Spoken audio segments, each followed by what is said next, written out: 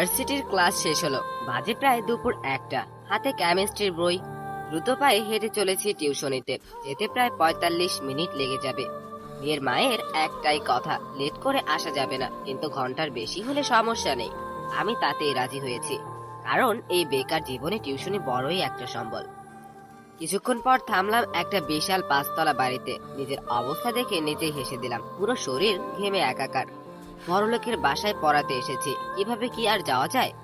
যাই, পাশের মসজিদে এসি লাগানো। ওযু করে সালাত আদায় করতে গেলাম। মাঝ থেকে নিজের শরীরটাও ঠান্ডা হলো, আল্লাহর ইবাদতও করা হলো। বড়লোকের বাড়িতে ঢুকতে হলে ভালো পোশাক পরতে হয়, আর আল্লাহর ঘরে আসতে হলে শুধু পবিত্র কাপড়েরই যথেষ্ট। বড়লোকের বাড়িতে শুধুই বড়লোকই ঢুকতে পারে, কিন্তু আল্লাহর ঘরে ধনী গরিব বলতে কিছুই নেই, সবাই সমান। ৫ তলা বাড়ির নিচতলায় আবিদকে পড়াই। ছেলেটা খুবই দুষ্টু, তবুও মানিয়ে নেই। কলিং বেল দিলাম, দরজা কে খুললো না দেখেই ভিতরে ঢুকতে নিতেই ঠাস করে কেউ একজন থাপ্পড় মারলো। অবাক হয়ে সামনে তাকালাম। একটা মেয়ে, বয়স আনুমানিক ১৭ থেকে ১৮ হবে, আর আমি ২৫ বছরের যুবক। লজ্জারই বিষয়। কি হলো আপু, তুমি মারলে কেন? বেয়াদব ছেলে, না বলে ভেতরে ঢুকতে নিয়েছিলেন কেন? ও, এই বিষয়। আসলে এখানে বারণ আছে, দুপুরে যেন কোনো রকম শব্দ না করি এবং ধীরে যেন আবিদকে পড়িয়ে চলে যাই। তাই আমি রোজকার মতো আসতে নিয়েছিলাম, কিন্তু তুমি তো মারলে কেন? আমি কি তোমার ছোট? এই একদম চুপ, কিসের ছোট বড়? একটাই পার্থক্য, তুই গরিব আমি ধনী। এখন চুপচাপ যা, নয়তো আরো একটা মারবো। কিছু বললাম না, চলে এলাম আবিদের রুমে। দেখলাম আবিদ কান্না করছে। কি হয়েছে আবিদ ভাইয়া, কাঁদছো কেন? ভাইয়া, নীলাপ আমাকে মেরেছে। নীলা কে ভাইয়া, আর কেন মেরেছে? নীলা আমার বড় আপু। ও, তা ভাইয়া কেন মেরেছে সেটা তো জানলাম না। আমি ওর চুলে চুইংগাম লাগিয়ে দিয়েছি তো তাই। এই না হলে আমার ভাই, শোনো, এই নাও সুপার গুলো। এটা তোমার বোনের জুতায় লাগিয়ে দিবে, যখন সে জুতা পরবে। থ্যাঙ্কস ভাইয়া, এবার বুঝাবো এই আবিদকে মারার মজা। হুম, এখন পড়তে বসো। পড়ার মাঝে ভাইয়া, দেখলাম নীলা আপু তোমাকেও থাপ্পড় মেরেছে। ওই না তো। না না, আমি নিজে দেখেছি। কি জোরেই না, ঠাস করে মারলো। ভাই আমার, চুপ করে পড়ো। এমন সময় কেউ একজন হাতে ট্রে নিয়ে ভিতরে এলো। দেখলাম নীলা। একে রাগানোর জন্য। আবিদ, তোমাদের এই কাজের মহিলা নতুন নাকি? জি স্যার, আগেরটা অলস তো তাই এটাকে নিয়ে এসেছে। এই মেয়ের মতলব ভালো নয়, বুঝেছি। আবিদ, তোমার চকলেটগুলো লুকিয়ে রেখো, নয়তো সে চুরি করে খেয়ে ফেলবে। এই আবিদের বাচ্চা, আমি কাজের মহিলা? আর আপনাকে কে বলেছে আমি কাজের মহিলা? বলতে হবে কেন, দেখতেই তো পাচ্ছি। নাস্তা দিতে এসেছেন, রোজই একটা কাজের মহিলা দিয়ে যেত, তাই ভাবলাম আপনিও কাজের মহিলা। আবিদ, তোর স্যারের কিন্তু হাতটা ভেঙে দেবো বলে দিলাম। আমার পরিচয় তো স্যারকে বল, আর আব্বু আজ সকালে যা বলেছিল সেটাও বল। স্যার, এ হলো আমাদের কাজের মেয়ে মহিলা। দেখতে সুন্দর বলে আব্বু দয়া করে একে কলেজে ভর্তি করে দিয়েছে, কিন্তু মেয়েটা ইংরেজিতে একেবারে আলুঘাট। তাই আপনাকে সেটা বিরিয়ানি বানানোর দায়িত্ব নিতে হবে। বদলে আপনাকে বেতন ৫ থেকে ১০ করা হবে। না আবিদ, আমি কাজের মহিলাকে পড়াই না। ওই, কে বলেছে আমি কাজের মেয়ে? আমি এই বাড়ির বড় মেয়ে নীলা, বুঝেছেন? কিন্তু আবিদ যে বলল। ওটাও মজা করে বলেছে। আবিদকে পড়িয়ে আরো ২ জায়গায় টিউশনি করিয়ে মাসে প্রায় ১৫,০০০ টাকা হয়, যা দিয়ে আমার দিব্যি চলে যায়। সামনের মাস থেকে ২০,০০০ হবে। উফ, ভাবতেই লুঙ্গি ডান্স দিতে ইচ্ছা করলো। এই লুঙ্গি ডান্স, লুঙ্গি ডান্স। ভাই, তোমরা কেউ নিচে ভিডিও পাঠাইও, আর কেউ সিটি বাজাইও। ম্যাচে আসতে আসতে রাত হয়ে গেল, খেয়ে ঘুমিয়ে পড়েছি। এমন সময় ফোন হলো। হ্যালো। কি খবর তৌফিক? মিশন কত দূর? সময় তো বেশি নেই। হয়ে যাবে, সমস্যা নেই। কথা হয়েছে ওর সাথে? আজই হয়েছে, থাপ্পড়ও খেয়েছি। ওটা কিন্তু ধানি লঙ্কা, সাবধানে থেকো, আর যেন ওরা চিনতে না পারে। সেসব নিয়ে টেনশন না করলেও চলবে। আগামীকাল তো শুক্রবার, মনে আছে তো? কিন্তু আসতে পারবো না, সময় নেই। আমি অত কিছু শুনতে চাইনি তৌফিক, আমি যেন আগামীকাল দেখতে পাই। ফোনটা কেটে গেল। কি আর করার, ঘুমিয়ে গেলাম। পরের দিন ফোনের কান্নায় ঘুমটা ভেঙে গেল। হ্যালো, আসসালামু আলাইকুম আন্টি। ওয়ালাইকুম আসসালাম। তা বাবা, যে আমাদের সাথে ডিনার করার কথা ছিল, সেটা কি মনে আছে? আজ তোমার আঙ্কেল তোমাকে কি যেন বলবে। জি আন্টি, জুমার নামাজ শেষ করে যাব। গুড, সময় মতো হাজির হয়ে যেও। উঠে ফ্রেশ হয়ে নাস্তা করতে নিব, আবার ফোনটা কেঁদে উঠলো। মহা মুশকিল। কিন্তু এ কি আননোন নাম্বার? দেখি তো কে ফোন দিল। হ্যালো। ওপাশ থেকে মেয়েলি কণ্ঠ শুনে লাফিয়ে বিছানায় বসলাম। কি বলে শোনার জন্য। হারামি, তুই শুধু আমাদের বাসায় আসলে তোকে খেয়ে ফেলবো আমি। ওহে সুন্দরী, কণ্ঠটা তো দেখি ভারী মিষ্টি, কিন্তু আচরণ এত রুক্ষ কেন? বলি মধুর সাথে মুখে একটু চিনি দিও। এই, তুই চিনিস আমায়? আমি কে? তোকে আমি কি করব জানিস? আরে রাখো কড়াকড়ি, ওসব বিয়ের পর বাসরাতে করব। এখন বলো তুমি আমার কোন বউ? মাম্মা, এত বছর পর কোনো মেয়ে ফোন দিয়েছে, একটু কথা বলে নেই। যদি লাইনটা ক্লিয়ার হয়ে যায় তবে সিঙ্গেল লাইফের ইতি টানবো ভাবতেই শিউরে উঠলাম। ও বন্ধু লাল গোলাপি, ও বন্ধু লাল গোলাপি, কই রইলা রে? এসো এসো বুকে রাখবো তোরে, এসো এসো বুকে রাখবো তোরে, ও বন্ধু লাল গোলাপি। এই, তুই কি গান বললি এটা? জানিস আমি কে? আরে টুনি, তুমি যেই হও না কেন, বিয়ে তো তোমাকে আমিই করব, সুতরাং পরিচয়টা না হয় বাসর ঘরেই হবে। ফোনটা কেটে দিয়ে ভাবতে লাগলাম মেয়েটা কে হতে পারে। ধুর, এসব না ভেবে বাইরে হাঁটতে বের হলাম। কিছুক্ষণ হাঁটাহাঁটি করে বাসায় এলাম। তারপর গোসল করে সোজা মসজিদে নামাজ শেষ করে বের হতেই পেটে টান অনুভব করলাম। বুঝলাম পেট সাহেব চটেছে, তাই পা বাড়ালাম আবিদের বাড়ির দিকে। কলিং বেল বাজানোর পর আবিদ খুলে দিল, তারপর কাঁদো কাঁদো কণ্ঠে, ভাইয়া, আবার নীলাপু মেরেছে? ভাই তুই একটা চুপ কর, ক্ষুধা পেয়েছে, কিছু খেতে দে। এত খাই খাই খরচ কেন রাক্ষস? গতকাল ঠাস করে একটা খেয়ে এখনো ভরেনি। এসো ভিতরে এসো, আরো 2-4টা তোমার ভাগেও আছে। এই তুই কি বললি? কই কিছু না তো, এসো এসো খেতে এসো। তুই বলবি নাকি তোর গোয়াতে আমার বন্ধু থুতু দেওয়ার ভিডিও ভাইরাল করব? না না ভাই, এমন করো না। করবো না। এখন বল কি বলতে চেয়েছিলি, আর কি খাবো আমি? তুমি যে আমাকে সুপার গ্লু দিয়েছিলে আপুর জুতা লাগাতে। দিয়েছিলাম। কেন, কাজ হয়নি? না হলে বল, আরো এনে দিব। বস, তোমার পায়ে ধরি, আমি আর সুপার গ্লু কোথাও লাগাবো না। কোথাও লাগাবি না মানে? সত্যি করে বল তো তুই কি করেছিস? ভাই, আমি তোমার থেকে এক ধাপ এগিয়ে আপুর ঠোঁটে লাগিয়ে দিয়েছি, সাথে চুলেও। তারপর আপুর ঠপাস ঠপাস করে মাথা ফাটিয়ে ফেলছে। হায় আল্লাহ, তারপর তারপর তারপর আবার কি এমন মারটাই না দিছে, কি বলবো, উফ ব্যথা। তুই কি জুতোইও লাগিয়েছিলি? বস। জিও গুড়িও।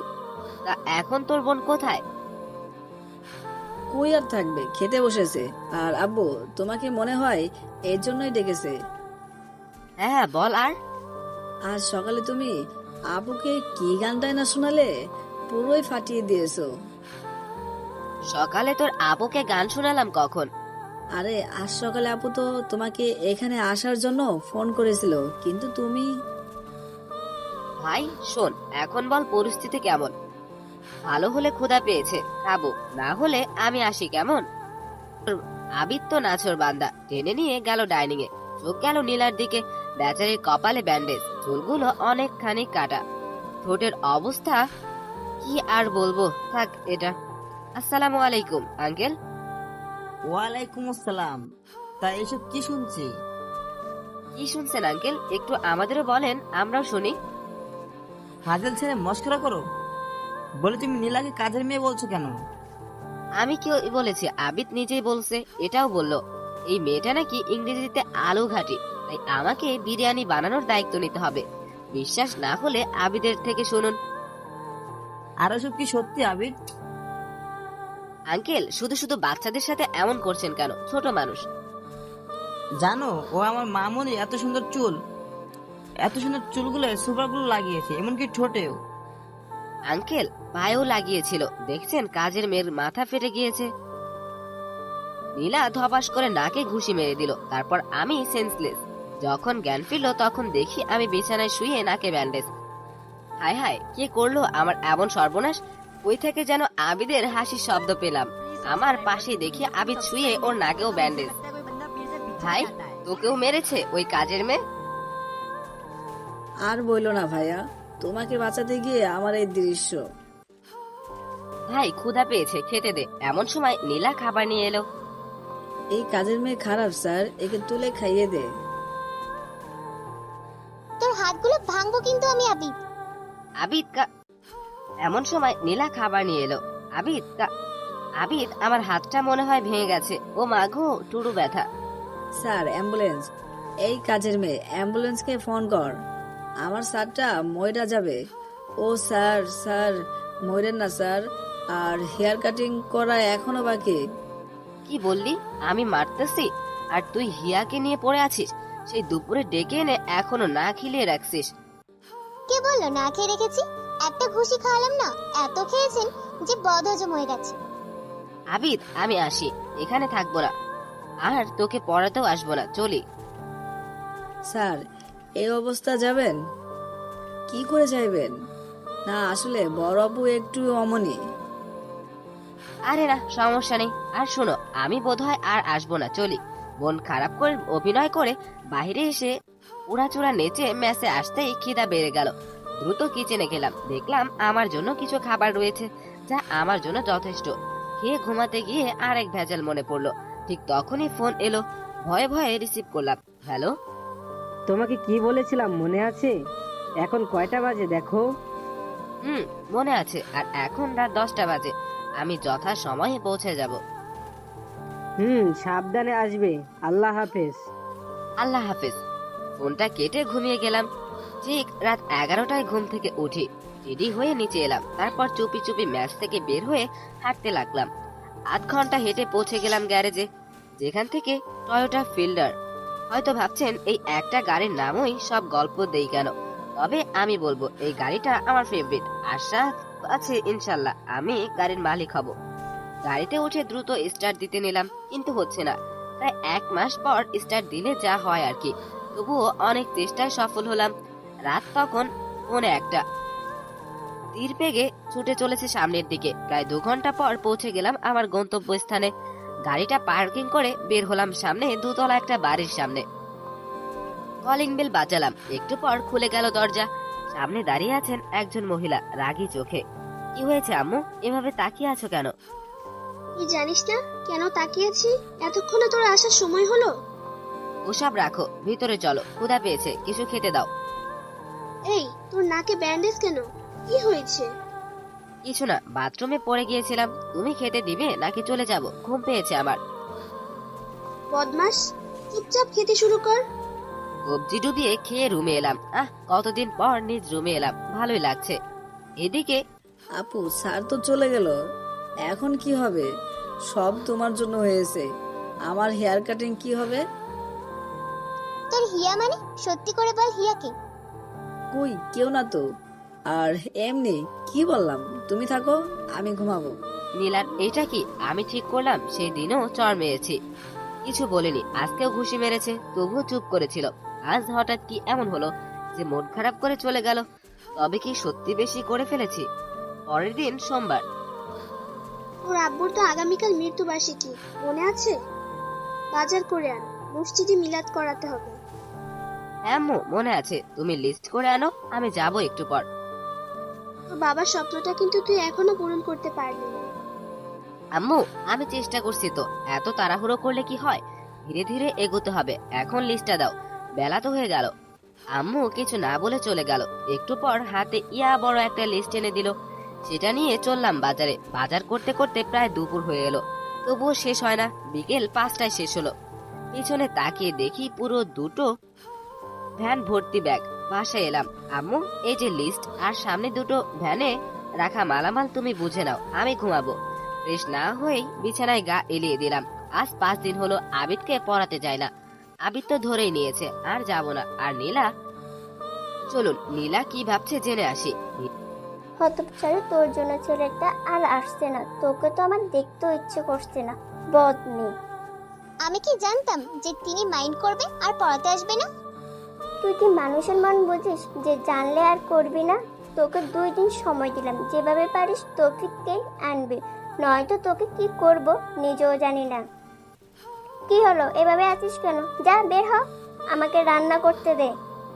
নীলা আবিদের রুমে গিয়ে অবাক। তারপর নীলা শয়তানি হেসে আবিদের হাত থেকে ছবিটা কেড়ে নেয়। আবিদ চমকে পিছনে ফিরে ভয়ে হাত পা কাঁপাকাঁপি শুরু করে দিয়েছে। আবি, মেয়েটাকে তো চেনা চেনা লাগছে। আমাদের পাশের বাসার হিয়া না এটা?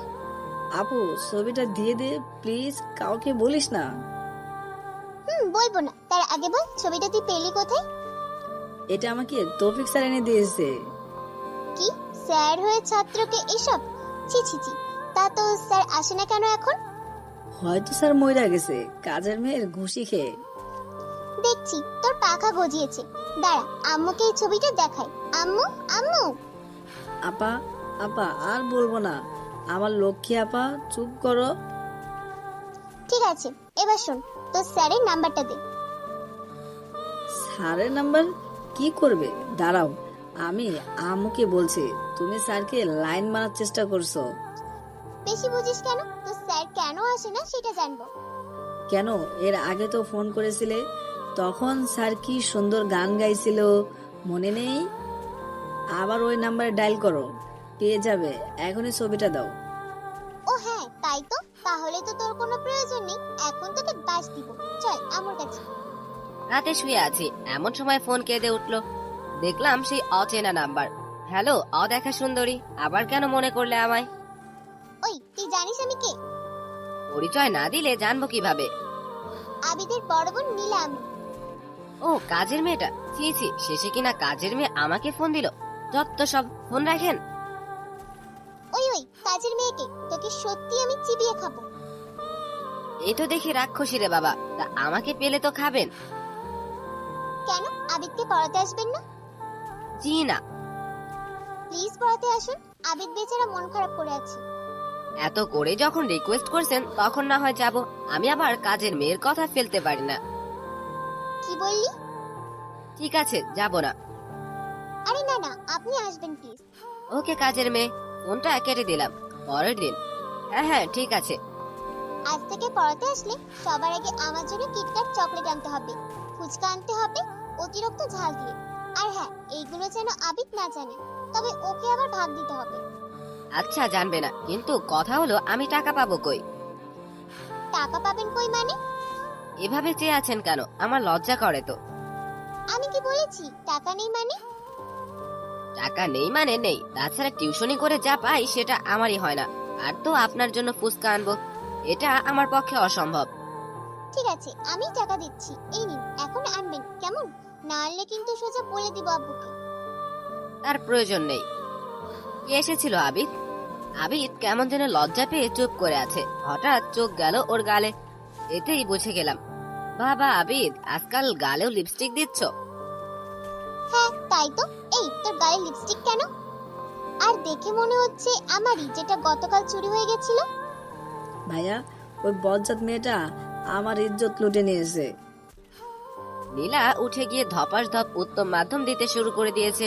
আর আবিদ নাকের পানি চোখের পানি এক করে ফেলছে। এদিকে আমি হাসতে হাসতে গড়াগড়ি খেতে ব্যস্ত। এই কাজের মেয়ে থেকে আমাকে বাঁচাও ভাইয়া। এই, আপনি খবরদার একে আটকাতে আসবেন না। গত 1 বছর পর এই চোরটাকে ধরতে পেরেছি। এই, তুই বল, আমার লিপস্টিক, মেকআপ, কানের দুল কাকে দিয়েছিস বল? আর চুরি করবি? কি হলো বল, আর চুরি করবি? ওই যে পাশের বাড়ি রিয়াকে দিয়েছিলি। আহ, এই এখানে কি হচ্ছে? বলবো নাকি আব্বুকে? না। তাহলে চুপ করে থাকুন। এই চোর আমার কত দামি দামি মেকআপ ওই চুন্নিকে দিয়েছে। মেসে আসতেই ফোন বেজে উঠলো। হ্যালো। মেসেজ চেক করো। ফোন কেটে গেল, দ্রুত মেসেজ ওপেন করলাম। মেসেজে লেখা পড়ে মাথা গরম হয়ে গেল, কেননা আজ রাত 12টায় মেয়ে পাচার করা হবে, সাথে বিভিন্ন অবৈধ অস্ত্র। সেখানে যেতে বলা হয়েছে আমায়, সাথে লোকেশন পাঠিয়েছে। এরই মধ্যে আবারও ফোন এলো। তৌফিক, মেসেজ পড়েছো? জি স্যার, পড়েছি। গুড, মিশনের জন্য তৈরি হও। তোমার সহকারী হিসেবে আরো 4 জন রয়েছে, যাদের তুমি ঘটনাস্থলের আশেপাশেই পাবে। কিন্তু ওদের চিনবো কি করে? এক একজন এক এক পোশাক পরে থাকবে, নিরাপত্তার জন্য। একজন লাল, একজন হলুদ, আর একজন নীল টি শার্ট পরে থাকবে। ব্যাস স্যার, বাকিটা আমি বুঝে নেব। কিন্তু স্যার, খবর আপনি পেলেন কিভাবে? মানে কোনো ভুয়া নিউজ বা আমাদের ফাঁসানো তো হতে পারে। না তৌফিক, খবর পাক্কা। তবে ভাবার বিষয়, কোনো এক অপরিচিত ব্যক্তি এ খবর দিয়েছিল এবং আমরা তা তদন্ত করে জানতে পেরেছি খবর পাক্কা। স্যার, আপনাকে যে ব্যক্তি বলেছে তার লোকেশন কই? হসপিটাল রোড 221 নং বাড়ি দেখাচ্ছে। স্যার, আপনি এই মিশনে অন্য কাউকে নিন, আমি এই অজ্ঞাত ব্যক্তির কেসটা নিচ্ছি। একে ধরতে পারলে অনেক কিছু জানা যাবে। কিন্তু স্যার, কোনো কিন্তু নয়, আপনি ব্যবস্থা করুন প্লিজ। ওকে, তুমি মিশনে না যাইতে চাইলে তোমাকে জোর করব না, তবে পরিচয়টা যেন পেয়ে যায়। ওকে ওকে স্যার। ফোনটা রেখে উঠে দাঁড়ালাম, নিজের সিভিল ইউনিফর্ম পরে বের হলাম। সাথে আছে M4 রিভলভার। চারিদিকে নিরাপত্তা, কয়েকটা জায়গায় চায়ের দোকান খোলা, ক্রেতা নেই, তবুও খুলে রেখেছে। চা দেখে খাওয়ার ইচ্ছা জেগে উঠলো, তাই বসলাম সেখানে। চাচা, এক কাপ চা দাও তো। দোকান তো বন্ধ করবো বাবা, কোনো ক্রেতা নেই। সমস্যা নেই চাচা, খুলে রাখো, আমি তোমায় টাকা দিব না। আরে বাবা, টাকা লাগবে না, তুমি বসো, আমি 2 কাপ চা বানাই। আজ একটু আড্ডা দেব তোমার সাথে, যদি তোমার কোনো তাড়া না থাকে। হ্যাঁ চাচা, বেকার মানুষ, কাজ নেই, তাই বের হলাম চা খেতে। চাচা 2 কাপ চা নিয়ে এসে বসলো আমার পাশে। তারপর, তা বাবা, আগে তো কখনো তোমার এই এলাকায় দেখিনি। চাচা, আমি নতুন এসেছি, ওই যে সামনের মোড়ে ভার্সিটিতে পড়ি। ও, তা বাবা মা কে কে আছে? আল্লাহর রহমতে চাচা বাবা মা দুজনেই আছে। তা চাচা, শুনলাম এই এলাকায় নাকি কিছু অদ্ভুত দৃশ্য দেখা যাচ্ছে। চাচা আশেপাশে কেমন করে যেন তাকালো। তারপর, বাবা আসতে বলো, একটা কথা শোনোনি যে দেয়ালেরও কান আছে? হ্যাঁ চাচা, কিন্তু কেন বলুন তো? আসলে সত্যি এই এলাকায় 20 বছর ধরে চা বিক্রি করি, কিন্তু কিন্তু 3-4 দিন ধরে একটু পরিবর্তন দেখতে পাচ্ছি। মানে চাচা, কিরকম? চায়ে এক চুমুক দিয়ে হাতের ইশারা করে দেখিয়ে, এই যে দেখছো টিনের চারপাশে বাউন্ডারি দেওয়া, ওখান থেকে রাতে মেয়েদের চিৎকারের শব্দ ভেসে আসে। কয়েকদিন ধরে কান পেতেছিলাম, আর যা যা বুঝেছি ওখানে মেয়েদের জোর করে আটকিয়ে রাখা হয়েছে। ওই চাচা, আমি তো দেখতে পাচ্ছি না। পাবে কই থেকে? তুমি আসার আগে ওখান দিয়ে বড় একটি ট্রাক ওর ভেতর থেকে বের হয়ে এসেছিল। এমনকি আমি শুনেছিলাম যে এরা নারী পাচারকারী, আজ রাতে বহু মেয়েকে পাচার করবে। কি বলো চাচা, এটা তো সাংঘাতিক। তা তুমি পুলিশকে বলনি? হ্যাঁ বলেছি, কিন্তু হয়তো পুলিশ কিছুই করতে পারবে না। যা বুঝলাম, চাচাই ফোন করে জানিয়েছিল পুলিশ প্রধানকে। তবুও আরো বাজিয়ে দেখতে হবে, কারণ আগে যদি বলি আমি পুলিশ, তবে সত্যি কথা বলবে না, ভয় পাবে। চাচা, তুমি যে পুলিশকে ফোন করেছো, সেটা যদি পুলিশ জানে, তবে তুমি তো ফেঁসে যাবে। আরে না বাবা, আমি গরিব মানুষ, ওসব পুলিশ কেন আমাকে ধরবে? চাচা, তুমি কি কাউকে চিনতে পেরেছিলে ওদের মধ্যে কাউকে? চাই চুমুক দিয়ে চোখ বন্ধ করে কি যেন ভেবে বলল। হ্যাঁ হ্যাঁ চিনি, ওই যে এমপি হারুন আছে না, ওর ছেলে সোহাগ। চাচা, সোহাগ কোথায় থাকে? কোথায় আর থাকবে, ওই যে চৌরাস্তার মোড়ে যে ক্লাব আছে না, সেখানেই পড়ে থাকে সারাদিন। চাচা, তুমি এগুলো কাউকে বলনি তো এর আগে? আরে না, কাকে বলবো, আমি তো রাতে এখানে চা বিক্রি করি আর সারাদিন ঘুমাই। কি বলো চাচা, দিনে তো তুমি বেশি কাস্টমার পাবে, তাহলে দিন রেখে এই নিশিরাতে চা বিক্রি কেন করো? কি করব বাবা, এই শহরের বেইমানগুলো দিনের আলোতে দেখছে আমার ছেলের রাস্তায় রক্তাক্ত অবস্থায় মারা যেতে, তাই তো দিনকে আমি ঘৃণা করি, ঘৃণা। চাচা, তোমার ছেলে কি রোড অ্যাক্সিডেন্ট করছে? না, খুন করেছে ওরা, খুন। চাচা, কেঁদে লাভ নেই। তা কারা খুন করেছে? হারুনের ছেলে সোহাগের দলবল। ওরা কেন তোমার ছেলেকে খুন করলো? আমার ছেলেটা অন্যায় দেখতে পারতো না, সব সময় প্রতিবাদ করত। তেমনি সোহাগ মেয়েদের ইপটিজিং করলে থানায় মামলা করা হয়েছিল, যার জন্য ছেলেটাকে ওরা নির্মমভাবে হত্যা করেছে। চাচা, সোহাগ দেখতে কেমন? ফর্সা করে চুলগুলো লাল, গলায় মোটা চেন পরে থাকে সব সময়। চাচা, কেঁদো না। আচ্ছা চাচা, রাত হয়ে এলো, আজ তবে আসি, তুমিও বাসায় চলে যাও। চাচার থেকে বিদায় নিয়ে হাঁটতে লাগলাম, সাথে আমার টিমকে ফোন করে জানিয়ে দিলাম। হঠাৎ চোখ গেল একটা ছেলের উপর, ক্লাব থেকে বের হচ্ছে, রিং করেছে, আর লক্ষ্য করলাম চাচার বর্ণনা অনুযায়ী এই হতে পারে সোহাগ। কিছুক্ষণ লক্ষ্য করে দেখলাম আশেপাশে কেউ নেই। রেড অ্যালার্ট দিলাম আমার টিমকে। উপাস থেকে গ্রিন সিগন্যাল আসতেই সোহাগকে ক্লোরোফর্ম দিয়ে অজ্ঞান করে কাঁধে তুলে নিয়ে গলির মুখটা পার হতেই আমার টিমের গাড়ি পেলাম ওখানে। ওকে তুলতেই জোরে টান দিল গাড়ি। কি করব মানে? তুলে নিয়ে গিয়ে 3rd ডিগ্রি দিব, তারপর পেট থেকে সব কথা বের করে আনবো। স্যার, হেড স্যারকে কি জানাবো এ বিষয়ে? না, এখন নয়, আগে আমরা শিওর হব, তারপর সবকিছু উপরে জানাবো, এর আগে নয়। স্যার, এতে যদি কোনো সমস্যা হয় বা আপনার বদলি করা হয় তখন? ওসব ভাবতে হবে না, তোমায় যা বলেছি তাই করো। দ্রুত সিক্রেট রুমে চলো। Yes sir. গাড়ি তীর বেগে চলছে। 8 ঘন্টা পর পৌঁছালাম আমাদের সিক্রেট রুমে। জিসান, জাগাও ওকে। Okay sir. এই, কে তুই? আমাকে বেঁধে রেখেছিস কেন কুত্তা? ছেড়ে দে বলছি, নয়তো। বল বল, নয়তো কি করবি? তুই কি জানিস আমি কে? আমি তোকে কি করতে পারি? আমি হলাম পুলিশ। তোর মতো এই মামুলি পুলিশ আমার কিচ্ছুই করতে পারবে না। কেন জানিস? তোর স্যার মানে পুলিশ আমাদের পকেটে রেখেছি। তোদের কমিশনার অফ পুলিশ অফ নামটা কি যেন? হ্যাঁ, মনে পড়েছে, মেজবা। ঠিক তো? ওর নাম্বার দেখবি, ফোনে 10 মিনিটের ভিডিও দেখবি, তবে আমার ফোনটা চালু করে দেখ। ধন্যবাদ তোকে সঠিক তথ্য দেওয়ার জন্য। তোকে ছেড়ে দিব ভাই, ওদের সাথে পাঙ্গা নেওয়ার দম নেই আমার। ছি স্যার, আপনি এদের কাছে হেরে গেলেন। কত ভালো ভাবতাম আমরা আপনাকে। Mind your language. ভুলে যেও না তুমি আমার সহকারী, তোমার সিনিয়র আমি। Sorry sir. সরি তোমার কাছেই রাখো। দ্রুত এর ফোনটা চেক করো এবং মেজবা স্যারের ভিডিও আর ছবিগুলো। Okay sir. তা শুনেছি তুমি নাকি ওই চায়ের দোকানের ছেলেকে হত্যা করেছো। বাহ, দেখছি সবই জানিস। করেছি। শালা বেশি ভালো সাজতে এসেছিল, ভরে দিয়েছি মাথার খুলিতে বুলেট। শুনলাম আজ কতগুলো নারী পাচার করলি, সাথে অবৈধ অস্ত্র, আর চা দোকানের ছেলেকে মেরে কিভাবে মামলা থেকে মুক্তি পেলে? আরে এটা কোনো ব্যাপার হলো? টাকা খাইয়েছি আর মুক্তি পেয়েছি। কিন্তু সে তো বেইমানি করলো তোদের সাথে, আমাদের তো সব বলেছে এই ব্যাপারে। কি? এই শালা আমাদের সাথে বেইমানি করেছে। ওকে তো আমি। তোকে কিছু করতে হবে না ভাই, আমি ওকে দেখে নিব। তো আমাকে ছেড়ে দে, রাত অনেক হলো, মাল খেতে হবে, তেষ্টা পেয়েছে। আরে এমনি এমনি ছাড়ি কিভাবে, আমাকে তো খুশি কর।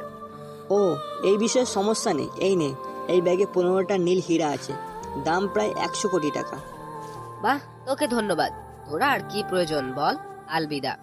আর তুই ওই চাচার ছেলেকে কিভাবে মেরেছিলি? বুলেটে বুলেট ভরে দিয়েছিলি। এই নে, আমিও ভরে দিলাম। পুরো ম্যাগাজিনের বুলেট ওর মাথায় বুকে ঢুকিয়ে দিলাম। কিছুক্ষণ গলা কাটা মুরগির মতো লাফিয়ে শেষ নিঃশ্বাস ত্যাগ করলো। জিসান, মাথা সব জায়গায় গরম করলে চলে না, একটু মাথা কাটিয়ে বুঝে নেবে।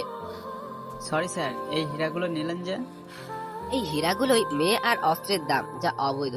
এগুলো আমরা প্রথমে একটা রেস্টুরেন্ট খুলে দিব ওই চাচার জন্য। এত কিছু হলো, আর বাকিটা যেসব মেয়েদের পাচার করতে নিয়েছিল ওনাদের জন্য একটা গার্মেন্টস খুলে দিব। মনে রেখো, এই মেয়েগুলোই কাজের লোভেই এইসব জালেমদের প্রতারণার শিকার হয়। স্যার, আপনার প্রতি শ্রদ্ধা বেড়ে গেল। এসব আবেগ রাখো জিসান, লাশটাকে ওই চায়ের দোকানের সামনে ঝুলিয়ে দিয়ে এসো। জি স্যার। আর শোনো, এগুলো কাউকে বলবে না, সিক্রেট মিশন। এটা বলা তো যায় না কে এদের সাথে আছে। জিসান চলে গেল আর আমি গেলাম আমার আলাদা ফ্ল্যাটে। ফ্ল্যাটে গিয়েই আগে ওয়াশরুমে গেলাম, একবারে শাওয়ার শেষ করে বের হলাম। নাইট ড্রেস পরে বিছানায় শুয়ে পড়েছি। অমনি ফোনটা কেঁদে উঠলো। এক রাশ বিরক্ত নিয়ে ফোনটা রিসিভ করে কানের পাশে ধরলাম, কিন্তু এ কি, মেয়েদের কণ্ঠ কেন? এই, তোর কানে কি আমার কথা যাচ্ছে না নাকি আব্বুকে? ও কাজের মেয়ে, তুমি বলো এত রাতে ফোন দিয়েছো কেন? এই, তুই কাকে কাজের মেয়ে বললি? ধুর, ও সরি, আসলে কাজের মেয়ে বলতে বলতে অভ্যস্ত হয়ে গিয়েছি, তো তাই এমন হয়। না, অনেক সহ্য করেছি, আর নয়, এর একটা বিহিত করতেই হবে আগামীকাল। কি করবে শুনি? তবে আমি কাল তোমাদের ওখানে যাব না।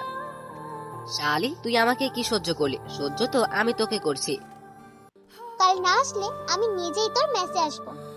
হ্যালো হ্যালো, যা বাবা, ফোনটা কেটে দিল। যাই হোক, অত শত না ভেবে আমি বরং ঘুমাই। আপনারাও ঘুমান। ও সরি, আপনারা ঘুমালে পড়বেন কিভাবে কমেন্টে জানাবেন। পরদিন উঠে বের হলাম চা খেতে, কিন্তু এ কে, এখানে তো পুরো এলাকা জুড়ে পুলিশ দিয়ে ভর্তি। একটু দূরে দেখলাম চাচার মুখে হাসি। এগিয়ে গেলাম তার দিকে, কাঁধে হাত রাখতেই শিউরে ওঠেন তিনি। ধীরে ধীরে ঘাড় ঘুরিয়ে আমাকে দেখে আরো জোরে জোরে হাসেন। কি হয়েছে চাচা, আজ হাসছো যে? তো কি করবো বাবা, আজ যে আমার ঈদের দিন। হ্যাঁ, ঈদের দিন। কি বলছো চাচা, এসব পাগল হলে নাকি? না, আমি ঠিক আছি। এই যে সামনে তাকিয়ে দেখো, একটা লাশ ঝোলানো। এই হলো সোহাগ, আমার ছেলের হত্যাকারী। নিয়তির কি পরিহাস, বেঁচে থাকতেই আমার ছেলের হত্যার বিচার পেয়েই গেলাম। কে যে এই কাজটা করেছে তাকে আমি যেন দেখতে পাই। চাচা পারবে, এখন চুপ করে থাকো, নয়তো পুলিশ সন্দেহ করবে।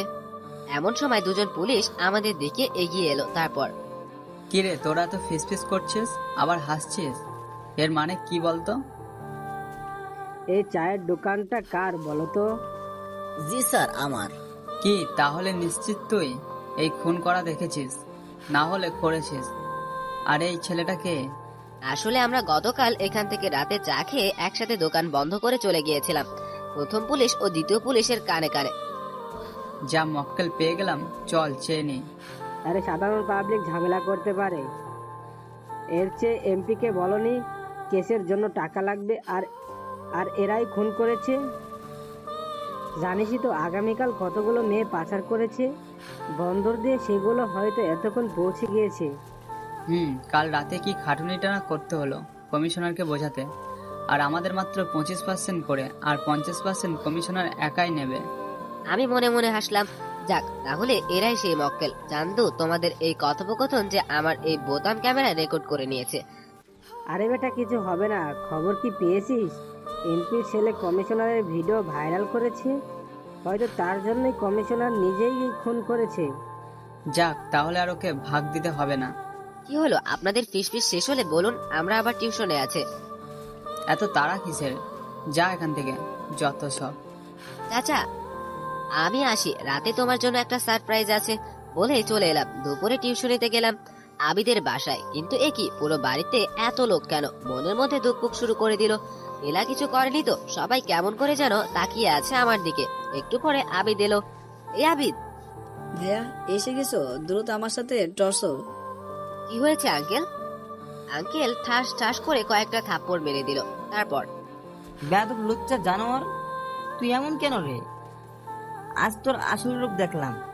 তুই এমন কাজ করবি ভাবতেও পারিনি আমি। কি করেছি আমি? আন্টিও কেমন জনে করে তাকালো। আবির, তুমি কিছুই শেখোনি তোমার স্যার থেকে। যেখানে বড়রা কথা বলে সেখানে ছোটদের থাকতে নেই। তারপর আবিদ চলে গেল রুম থেকে। তারপর, এই ছেলে, তুমি কি শিক্ষক? তবে এমন কাজ করলে কেন? কি করেছি আমি সেটা তো বলুন। এগুলো কি মুখে বলা যায়? তুমি নীলার গোসলের ভিডিও করে ওকে ব্ল্যাকমেল করেছিলে কেন বলো? নীলার দিকে চোখ গেল, ওর চোখে পানি, ঠোঁটে হাসি। বুঝলাম ওই করেছে। তা আঙ্কেল কে বললো আমি ভিডিওটা করেছি আর ওকে ব্ল্যাকমেল করছি?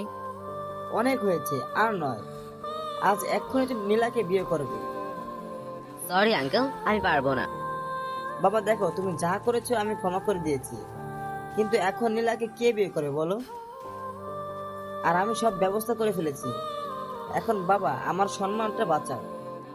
কিন্তু বাবা, আমি এত কথা শুনতে চাই না। বিয়ে করবে তো করবে, এটাই ফাইনাল। জি আচ্ছা, আমি রাজি। তবে আমার সাথে নীলাকে নিয়ে যাব আমার ফ্ল্যাটে। তোমার স্ত্রী তুমি নেবে না কে নেবে? তো এখানে মাঝে মাঝে এসে ঘুরে যেও। ঠিক আছে। আপনারা হয়তো ভাবছেন আমি কেন রাজি হলাম, তবে বলি এখানে আসার কারণ আর ছদ্মবেশ নেওয়ার কারণটা ছিল প্রথমত আম্মুর কথা রাখা, নীলাকে বউ করে নেওয়া। তাই আর অত তাল বাহানা না করেই বিয়েতে রাজি হলাম। আঙ্কেল আন্টি খুশি মনে বাইরে গেলেন, আর আবিদ রুমে এসেই আমার কোলে বসে পড়ল। দুলা ভাই, তুমি এই বজ্জাত কাজের মেয়েকে নিয়ে যাও। তোমার আর আমার লাইনটা ক্লিয়ার করে দাও, আমি বিয়ে করব। শালা বাবু, কাজের মেয়ে তো কাজেরই মেয়ে, ও আবার বউ হয় নাকি? যাই হোক, তুমি পড়ালেখা শেষ করো, তখন ওর চেয়েও ভালো মেয়ের সাথে বিয়ে দিব। ওকে দুলা ভাই। আবিদ, তুই একটু বাড়িতে যা তো, তোর দুলা ভাইয়ের সাথে আমার কথা আছে। আবিদ যান্ত্রিক নিয়তে চলে গেল, আর নীলা দরজা বন্ধ করে আমার কলার চেপে ধরলো। তারপর, তুই কি বললি? আমি কাজের মেয়ে? আজ রাতে তোকে বোঝাবো আমি কে। টাস টাস করে থাপ্পড় মেরে দিলাম। তুই আমাকে কত বড় অপরাধী বানিয়েছিস, আর আবার আমার কলারটাও ধরলি? স্বামী হই আমি তোর, সম্মান দিয়ে কথা বলবি। আর আজ রাতে রেডি থাকিস। আমি ভালো রূপ দেখেছিস, কিন্তু ভেতরের শয়তান রূপটাকে নয়। সন্ধ্যা 7টা, বিয়ে পড়ানো শেষ হলো। খাওয়া দাওয়ার পরিচয় পর্ব শেষ করে এখন বিদায়ের বেলা।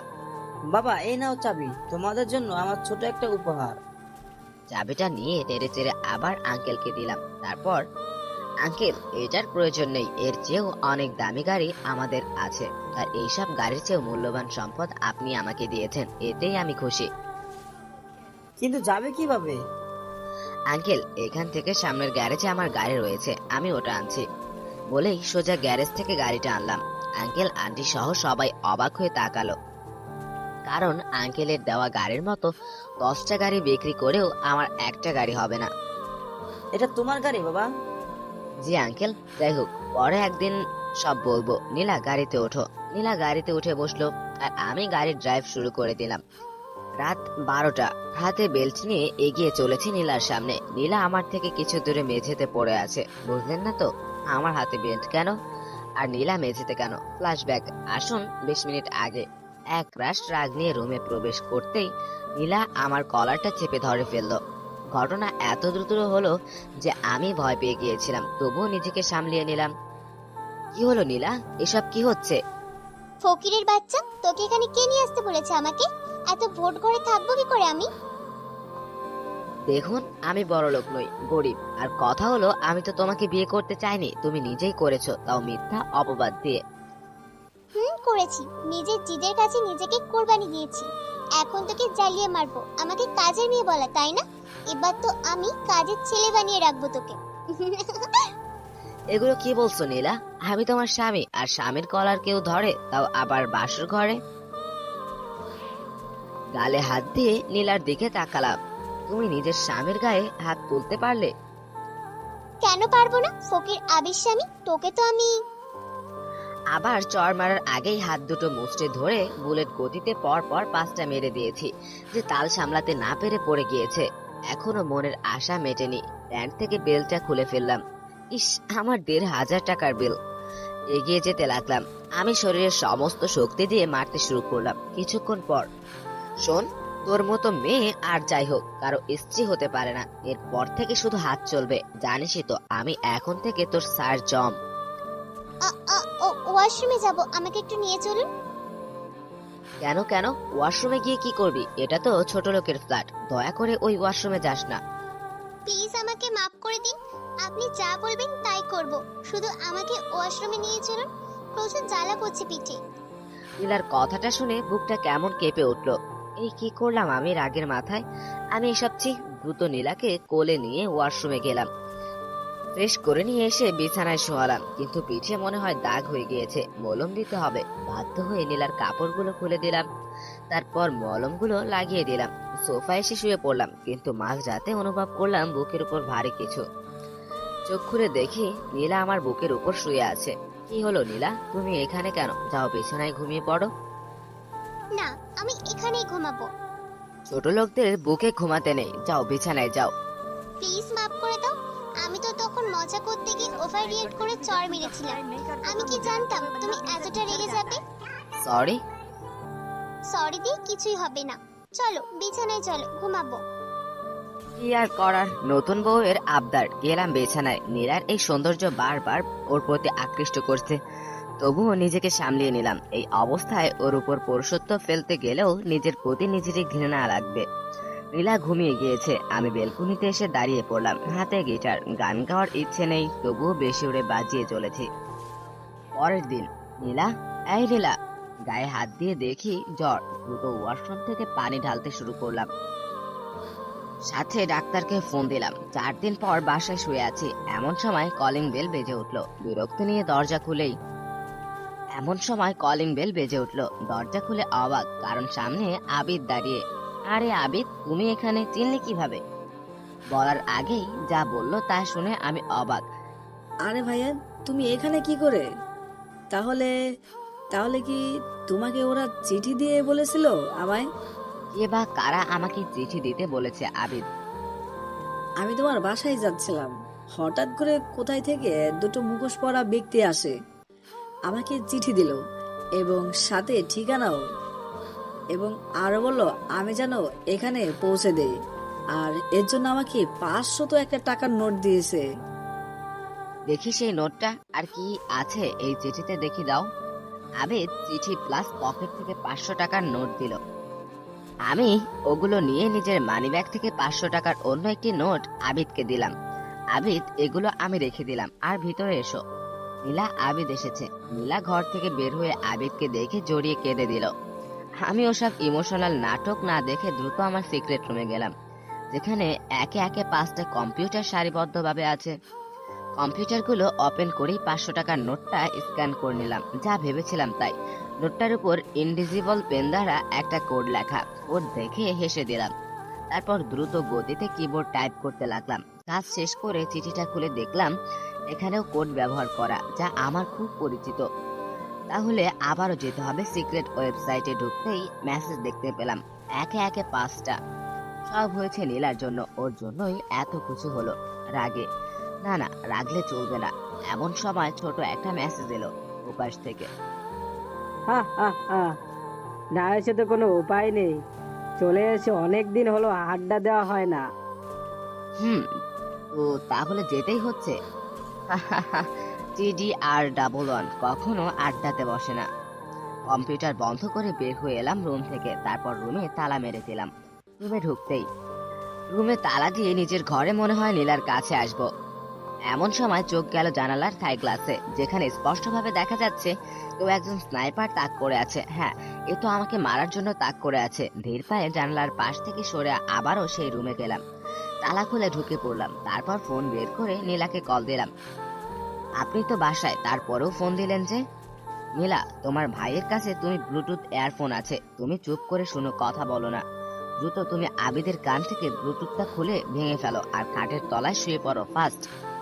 নীলা তড়িৎ গতিতে যা বললাম তা করলো, আর আমি দ্রুত লকার থেকে আমেরিকান স্নাইপার গান বের করে ঠিক উপর বিল্ডিং এর বিপরীত পাশে চলে এলাম। যা ভেবেছিলাম তাই, আমাকে মারারই কায়দা। পরপর দুটো হেডশুট করে দিলাম। তারপর আশেপাশে আরো কয়েকটা বিল্ডিং চেক করলাম, না নেই। স্নাইপার রেখে শটগান কোমরে গুজে বের হয়ে এলাম আবিদ আর নীলার কাছে। নীলা, বের হয়ে এসো। নীলা আর আবিদ বের হতেই ঠাস করে আবিদের কয়েকটা চড় মারলাম। তারপর, কি হলো? আপনি মারলেন কেন একে? তোমার ভাইকে বলো এ কি করতে এসেছিল, কত বড় ক্ষতি করতো এ আজ। মানে কি করেছে? তোমার ভাই না, কিছু না। আবিদ, তোমায় ওই ব্লুটুথ ইয়ারফোন কে দিয়েছিল? ও, এটা এটা তো আমার ওই বাহিরের লোক দুটো দিয়েছিল। তুমি কি মুখ্য কিছু বুঝো না? অন্যের জিনিস ব্যবহার করতে বা দিলে নিতে নেই, যদি না সে পরিচিত হয়। ভাইয়া, ওনাকে আমি চিনি না। আমাদের বাসায় তুমি আসলে ওই ব্যক্তি তো তোমার পিছন পিছন আসতো। আমি তো রোজ আমার পাশের বাসার প্রেমিকাকে দেখতাম দূরবীন দিয়ে, তখন পাশেও দেখতাম, তখনই দেখেছি।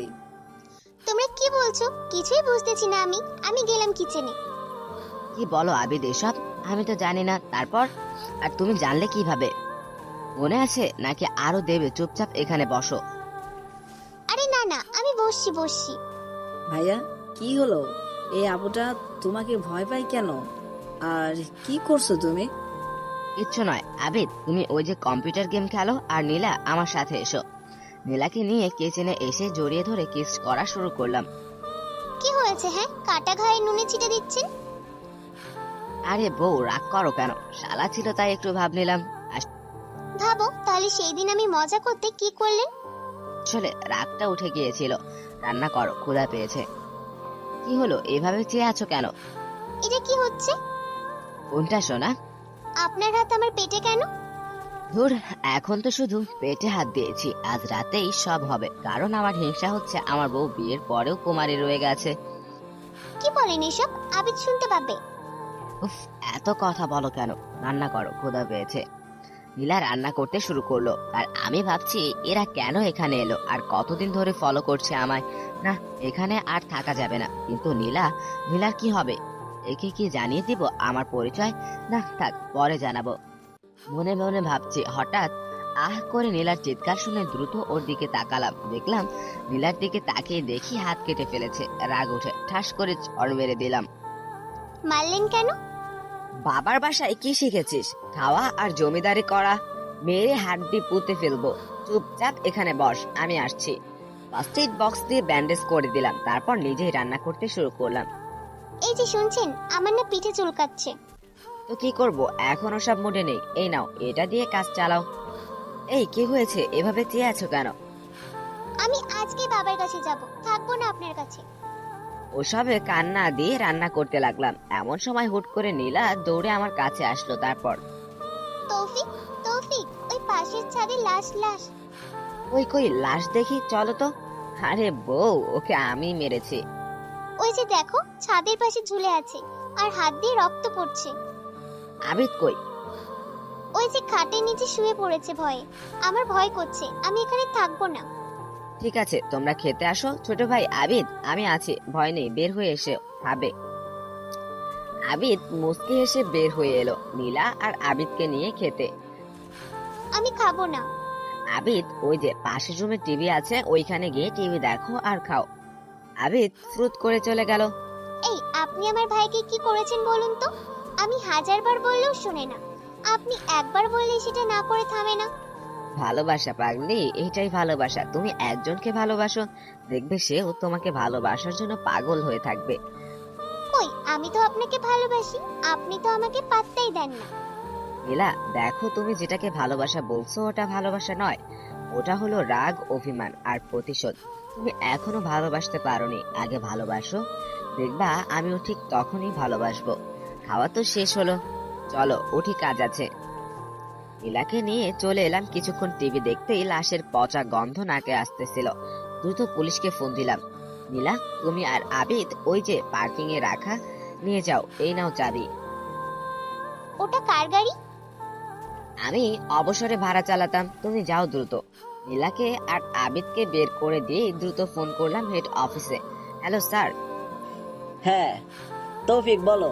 স্যার, স্নাইপার অ্যাটাক করেছিল আমার উপর, তাই আমি ফ্ল্যাটটা ছেড়ে দিলাম আর আমার জিনিসগুলো যেন আমি সরিয়ে নিলাম।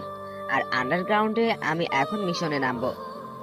সাবধানে তৌফিক, দরকার হলে ফোন করবে। জি আচ্ছা স্যার। দ্রুততার সহিত পাশের বিল্ডিং এ চলে গেলাম। একটু পর আমার টিম চলে এলো। তাদের সাথে লাশটা সার্চ করতে গিয়ে চমকে গেলাম। আরে, এটা কিভাবে সম্ভব? এটা তো আমার গুলিতে নিহত হয়নি। দ্রুত পাশের বিল্ডিং এ চোখ গেল, ওখানেও একটা লাশ পড়ে। তোমরা সবাই এর পকেট চেক করো আর দুজন এসো আমার সাথে। বিল্ডিংটা লাফ দিয়ে পার হয়ে ওপারে গেলাম। এটা ঠিক আছে, এটা আমার গুলিতেই নিহত। পকেটে হাত দিয়ে দেখলাম একটা কাগজ, 12-24 কলেজ রোড, চট্টগ্রাম। স্যার কি ভাবছেন? লাশটাকে ফ্যাক্টরিতে পাঠানোর দরকার, না হলে নষ্ট হয়ে যাবে। ও হ্যাঁ, যাও দ্রুত, এবং এটা কিন্তু ডাক্তার রোমানের ফরেনসিক ল্যাবে পাঠাবে। Okay sir. রাতে নীলাদের বাসায় গেলাম। নীলা, তুমি রেডি হয়ে এসো। আঙ্কেল আন্টি, আপনারাও রেডি হয়ে আসুন। কিন্তু কোন বাবা? আঙ্কেল, আবিদের জীবনের ঝুঁকি আছে। আবিদ এতটা বোকা ভাবা যায় না। বাড়ি নয়, আপনাদের দেশ ছাড়তে হবে। কি বলছো এসব বাবা? কিছুই বুঝতেছি না। আসলে আঙ্কেল আন্টি, আমি আপনাদের কাছ থেকে একটা কথা লুকিয়েছি। আমি কোনো কলেজ পড়ুয়া ছাত্র নয়, আমি একজন পুলিশ অফিসার তৌফিক শেখ। এখানে একটা মিশনে ছদ্মবেশে এসেছিলাম, কিন্তু শত্রুরা আমাকে চিনে ফেলেছে এবং এটাতে সাহায্য করেছে আবিদ। আজ দুপুরে আমাদের উপর হামলা হয়েছিল। প্লিজ আপনারা রেডি হয়ে আসুন, সময় নেই। আঙ্কেল আন্টি, নীলা দ্রুত চলে গেল আর আমি জানালার থাই গ্লাসের দিকে গভীরভাবে তাকিয়ে আছি। মনে হলো এখানেও কেউ ছিল। আমি তাকাতেই সরে গেল। এই যে সবকিছু রেডি, এখন কি করব? আঙ্কেল আন্টি চলুন, ছাদে চলুন। একটু পর একটা হেলিকপ্টার আমাদের সামনে ল্যান্ড করলো। আঙ্কেল আন্টি উঠে পড়ুন। আবিদ, নীলা তোমরাও। সবাইকে উঠিয়ে দিয়ে হঠাৎ চোখ গেল আমাদের বাড়ি থেকে কিছু দূরে কয়েকটা গাড়ি দাঁড়িয়ে। দ্রুত হেলিকপ্টারে উঠে পাইলটকে ইঞ্জিন স্টার্ট করতে বললাম। প্রায় 80 ফিট উপরে ওঠার পর, পাইলট আপনি দ্রুত বাড়ির চারদিকে ঘুরতে থাকুন। Okay sir. আবিদের হাতে তখন দূরবীন ছিল। দ্রুত ওটা নিয়ে বাড়ির দিকে তাকালাম আর হেসে দিলাম। বাহ, দারুণ, আমার গাড়িতে এত কিছু। পাইলট চলুন তবে গন্তব্যের পথে। তুমি একজন অফিসার। বাবা, আমাকে ক্ষমা করো যদি কোনো অন্যায় বা খারাপ আচরণ করি। আরে কি বলছেন আব্বু, ওসব মনে রেখে লাভ নেই। কিন্তু বাবা, তুমি কিসের মিশনে এসেছো আর আমরা যাবো কোথায়? চট্টগ্রাম এয়ারপোর্টে আঙ্কেল, সেখানে থেকে আপনারা চলে যাবেন দুবাই। আর তুমি? মিশন শেষ করে বেঁচে থাকলে আমিও ফিরবো দুবাই। আমার কি হবে তবে? জেদের বসে তো করে ফেললে, আমি কি করব বলো? তবে টেনশন নিও না, জয় হবে। কিন্তু দুবাই তো আমাদের কেউ নেই, থাকবো কই? আপনার নেই, তবে আপনার মেয়ের শ্বশুর বাড়ি রয়েছে সেখানে। আঙ্কেল এখন চুপ করে থাকুন, পাইলটের সমস্যা হবে আর বাকিটা আপনি দুবাই পৌঁছে জানতে পারবেন। আঙ্কেল আন্টি নীলা আবিদকে বিদায় জানিয়ে সেই রাতে চট্টগ্রাম এয়ারপোর্টে কাটিয়ে দিলাম। পরের দিন ফোনের রিংটনে ঘুম ভাঙলো, দেখি ডাক্তার রোমান আমার বন্ধুর ফোন। হ্যালো মিস্টার তৌফিক, ওরফে দোস্ত। রোমান, ফাজলামো রেখে বলে ফেল, পোস্টমর্টমের রিপোর্ট। তোকে কিছু দেখাবো, তুই আমার চেম্বার আয় এক্ষুনি। কেমনে যাব? আমি তো চট্টগ্রাম চলে এসেছি, তুই বরং ফোনেই বল। শুনে অবাক হবি, একটা গুলিও তোর স্নাইপারের নয়, সব অন্য স্নাইপার থেকে। আর এটাও জেনে অবাক হবি যে লাশগুলো প্রায় একদিন আগে হত্যা করা হয়েছে। তার মানে আমার আইডিয়া ঠিক, এত তাড়াতাড়ি তো লাশ থেকে দুর্গন্ধ বের হওয়ার কথা নয়। আচ্ছা, গুলিগুলো কত দূর থেকে করা হয়েছে? প্রায় 3 মিটারের মতো, এবং এটা করা হয়েছে কমপক্ষে 50 ফিট, 5 তলার কাছাকাছি।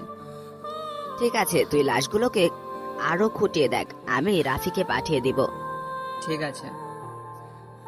ফোনটা রেখে সামনে তাকাতে দেখি এয়ারপোর্টের ব্যাটার লাইন পুলিশ দাঁড়িয়ে। আমাকে বলছেন, হুট করেই আমার কলার চেপে ধরে। গতকাল রাত থেকে তোকে এখানে দেখছি, ঘটনা কি বলতো? ব্যাটালিয়ান পুলিশ হয়ে এত দামাক? ওয়েট, পকেট থেকে আমার আইডি কার্ডটা বের করে দিলাম। তোকে না তো কাকে বলবো? কি কারণে এসেছিস এখানে? নয়তো সরি স্যার, সরি। কেন বে?